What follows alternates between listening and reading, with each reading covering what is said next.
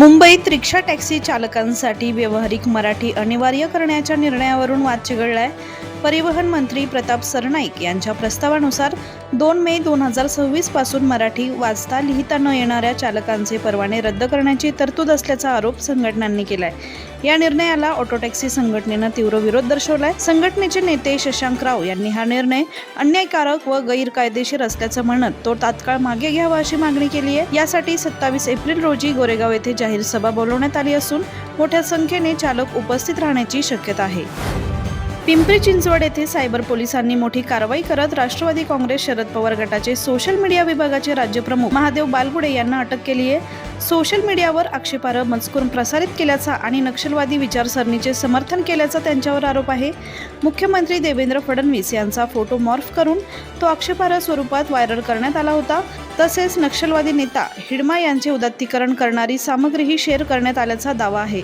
या प्रकरणी एका वकिलाने पिंपरी चिंचवड सायबर पोलिसांकडे तक्रार दाखल केली होती. तक्रारीनंतर गुन्हा नोंदवत पोलिसांनी बालगुडे यांना अटक केली आहे. सध्या या प्रकरणाचा पुढील तपास सुरू असून आणखी तपशील समोर येण्याची शक्यता आहे. महाराष्ट्रात बालविवाह रोखण्यासाठी महत्त्वाचे पाऊल उचलले जाण्याची शक्यता आहे. महाराष्ट्र राज्य बाल हक्क संरक्षण आयोगाने राज्य सरकारला लग्नाच्या पत्रिकेत वर वधूची जन्मतारीख छापणे अनिवार्य करण्याची शिफारस केली आहे. या निर्णयामागे बालविवाह आणि बाललैंगिक शोषणावर आळा घालण्याचा उद्देश आहे. राजस्थानच्या धर्तीवर हा नियम लागू करण्याचा विचार असून अलीकडे सोलापूरसह राज्यात अल्पवयीन मुली गरोदर राहिल्याच्या अनेक प्रकरणानंतर ही शिफारस करण्यात आली आहे. आयोगाचे सदस्य संजय लाखे पाटील यांनी ही परिस्थिती गंभीर असल्याचं म्हटलंय. आयोगाने सर्व जिल्ह्यांमध्ये विशेष संयुक्त पथक स्थापन करण्याचे निर्देश दिलेत. या पथकाला संशयित प्रकरणांची चौकशी करून कारवाईचा अहवाल सादर करण्याचे आदेश देण्यात आले आहेत.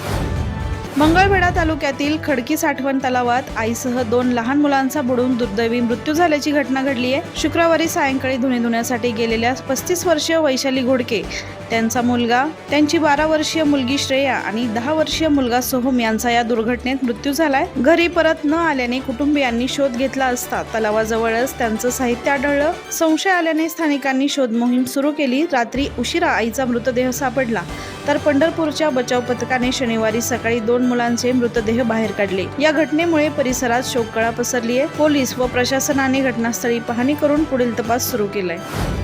दिल्लीतील इंदिरा गांधी आंतरराष्ट्रीय विमानतळावर रविवारी पहाटे मोठी आपत्कालीन परिस्थिती निर्माण झाली. झुरिचकडे जाणाऱ्या स्विस इंटरनॅशनल एअरलाइन्सच्या विमानाच्या लँडिंग गिअरमधून टेक ऑफ पूर्वी अचानक धूर निघू लागल्यामुळे खळबळ उडाली होती.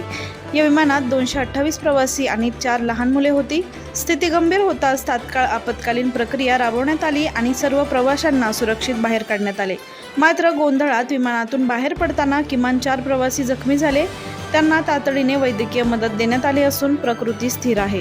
अग्निशमन दलाने तातडीने परिस्थिती नियंत्रणात आणली असून धूर नेमका कशामुळे निघाला याचा तपास सध्या सुरू आहे. आपच्या राज्यसभेतील 10 पैकी 7 खासदारांनी भाजपमध्ये प्रवेश केल्यामुळे पक्षाला मोठा धक्का बसलाय. आप खासदार राघव चड्डा, संदीप पाठक आणि अशोक मित्तल यांच्यासह 7 जणांनी पक्षाच्या सदस्यत्वाचा राजीनामा दिला. यामध्ये प्रसिद्ध क्रिकेटपटू हरभजन सिंग यांचाही समावेश आहे. प्रवेशानंतर पंजाब सरकारनं दणके देण्यास सुरुवात केली असून हरभजन सिंग यांची सुरक्षा काढली आहे. याबाबतची माहिती स्वीय सहाय्यक मनदीप सिंग यांनी दिली आहे. मिळालेल्या माहितीनुसार हरभजन सिंग यांच्या घराबाहेर तैनात असलेले सुमारे 9 ते 10 सुरक्षा कर्मचारी हटवण्यात आलेत.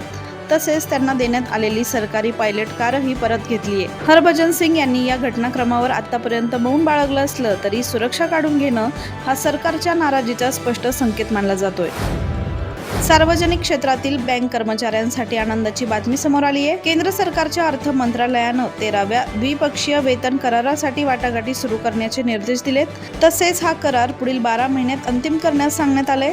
या करारानुसार बँक कर्मचारी आणि अधिकाऱ्यांच्या पगारात सुधारणा 1 नोव्हेंबर 2027 पासून लागू होणार आहे. दर 5 वर्षांनी वेतन पुनरावलोकनाची परंपरा असून इंडियन बँक्स असोसिएशन कर्मचारी संघटना आणि युनियन सोबत चर्चा करून वेतन करार निश्चित करते. यावेळीही सर्व संबंधित पक्षांमध्ये चर्चा होणार आहे. अर्थ मंत्रालयानं बँकांना वेळेत प्रक्रिया पूर्ण करण्याचे निर्देश दिल्यामुळे पगारवाढ लवकरच निश्चित होण्याची शक्यता आहे. त्यामुळे बँक कर्मचाऱ्यांमध्ये समाधानाचं वातावरण आहे. BMWने भारतीय बाजारात आपली नवी BMW F450 GS bike launch केली आहे. ॲडव्हेंचर बाईक प्रेमींसाठी ही मोठी बातमी असून ही कंपनीची भारतातील सर्वात परवडणारी बाईक ठरणार आहे. बाईकची किंमत सुमारे 4.7 लाख ते 5.3 लाख या दरम्यान ठेवण्यात आली आहे. ही बाईक बेस, एक्सक्लुझिव्ह आणि ट्रॉफी अशा 3 व्हेरियंट्समध्ये उपलब्ध आहे. बेस आणि एक्सक्लुझिव्ह व्हेरियंट कॉमिक ब्लॅक रंगात तर trophy variant racing blue metallic रंगात सादर करण्यात आलाय. मराठी अभिनेत्री गायत्री दातार लवकरच विवाह बंधनात अडकणार असून तिच्या घरी लग्नसराईला सुरुवात झाली आहे. काही दिवसांपूर्वीच तिनं प्रियकर श्रीकांत चौरेसोबत प्रेमाची कबुली दिल्यानंतर आता दोघांच्या लग्नाची चर्चा रंगली आहे. अलीकडेच गायत्रीचा मेहंदी समारंभ जल्लोषात पार पडला. या सोहळ्याचे फोटो तिने सोशल मीडियावर शेअर करत मेहंदी रंगली ग असं कॅप्शन दिलंय. हिरव्या रंगाच्या आकर्षक पोशाखात गायत्री अत्यंत सुंदर दिसत होती, तर श्रीकांतने पांढऱ्या हिरव्या रंगाचा पोशाख परिधान केला होता. चाहत्यांकडून या जोडीवर लाईक्स आणि कमेंट्सचा वर्षाव होतोय. गायत्रीने तुला पाहते रे या मालिकेतून लोकप्रियता मिळवली होती. आता तिच्या आयुष्यातील नव्या पर्वाची चाहत्यांना उत्सुकता लागली आहे. चेन्नईच्या चेपॉक स्टेडियमवर गुजरात टायटन्स विरुद्ध खेळताना संजू सॅमसननं IPLमध्ये 5,000 धावांचा टप्पा ओलांडलाय. विशेष म्हणजे सर्वात कमी चेंडूंमध्ये हा पल्ला गाठणारा तो सर्वात वेगवान भारतीय खेळाडू ठरलाय. संजूने केवळ 3,555 चेंडूंमध्ये हे यश मिळवून सुरेश रैनाचा 3,620 चेंडूंचा विक्रम मोडीत काढलाय. जागतिक स्तरावर तो AB डिव्हिलियर्स आणि डेव्हिड वॉर्नर यांच्यानंतर 3ऱ्या क्रमांकावर पोहोचलाय. त्याने या शर्यतीत KL राहुल आणि MS धोनी या दिग्गजांनाही मागे टाकलंय. या सामन्यात तो 11 धावांवर बाद झाला असला तरी 185 सामन्यांमधील 5,008 धावा आणि 7 शतकांसह त्याने आपली विशेष छाप पाडली आहे.